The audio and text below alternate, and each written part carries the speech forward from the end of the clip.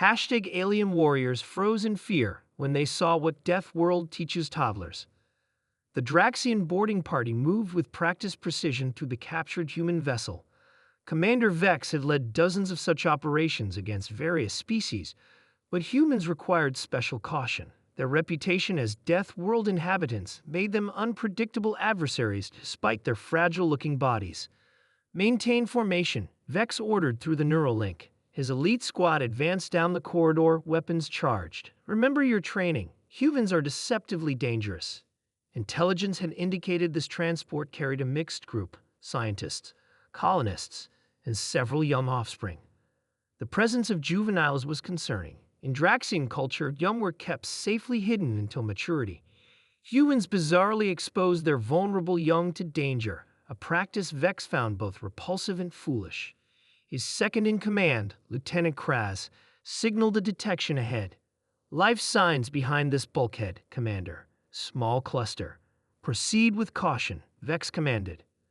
The door slid open to reveal what appeared to be a recreation chamber. 5 human adults stood protectively around 3 small juveniles. The adults raised their hands in the universal gesture of surrender, but maintained positions shielding the young ones. Vex stepped forward. You will be processed for labor assignment. Cooperate, and you will not be harmed.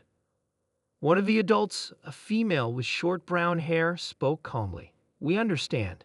Please allow us to keep the children with us. Vex was about to respond when something unexpected happened. One of the small humans, barely reaching the knee height of an adult, stepped forward despite a guardian's attempt to hold them back. The tiny human, with round features and wispy hair, looked directly at the towering Draxian warriors without a trace of fear. Then it did something that made the entire boarding party freeze. It assumed a fighting stance. Legs spread for balance, tiny fists raised. The juvenile human faced the armed warriors with what could only be described as practiced readiness. Even more disturbing, the other 2 small humans quickly moved to flank their companion, adopting similar postures. What is this? Kraz hissed through the neural link. Some kind of ritual. Before Vex could answer, the first small human executed a perfect forward roll, coming up in front of the nearest Draxian soldier. The soldier instinctively raised his weapon, but hesitated. It was merely a juvenile after all. That moment of hesitation proved costly. The tiny human grabbed the Draxian's armored leg and executed a sweeping motion that, while lacking force, displayed unmistakable technique. 2 more small humans darted between the legs of confused warriors, moving with coordination that seemed impossible for creatures so young. They're attacking, Kraz exclaimed, bewildered. Hold fire, Vex commanded, equally stunned. They're just juveniles. One of the adult humans, a tall male with dark skin, called out. Tommy, Emma, Jack, that's enough. Come back here. Surprisingly, the small humans immediately responded to the command, retreating to the adults with the same disciplined movements they had displayed in their advance. The room fell silent as the Draxians struggled to process what they had witnessed. These weren't random movements of playful young. These were trained combat techniques executed by creatures that, by any reasonable galactic standard, should barely be capable of walking unassisted. What have we just seen? Kraz asked, mandibles quivering slightly. The brown-haired female human answered, her voice matter-of-fact. Kindergarten karate class. These 3 have been practicing since they were 2 years old. 2 orbital cycles?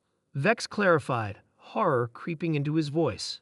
You train your young in combat when they are 2 cycles old. Many human children start various martial arts very young, another adult explained.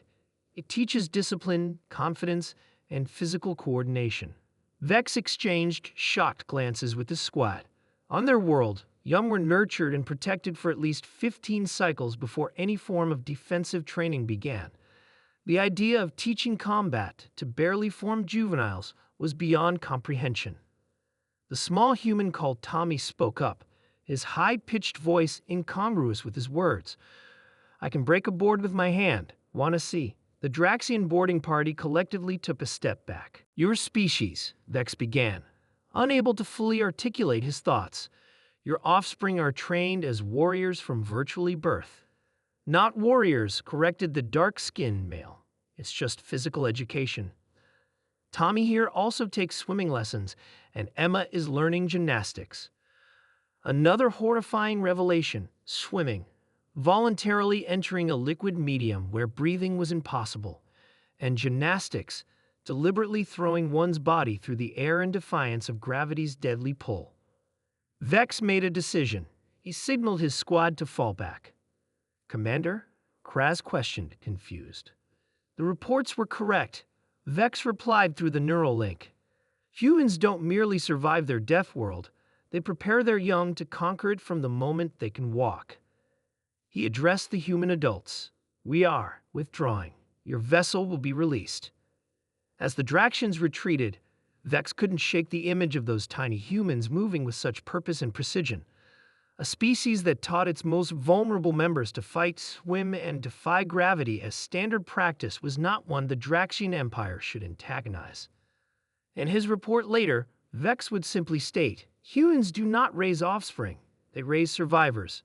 The distinction makes them uniquely dangerous among sentient species." The human vessel was reclassified as extreme hazard in Draxian records that day, not because of its weapons or defenses, but because of 3 small children who had been taught that fear was optional in a dangerous universe.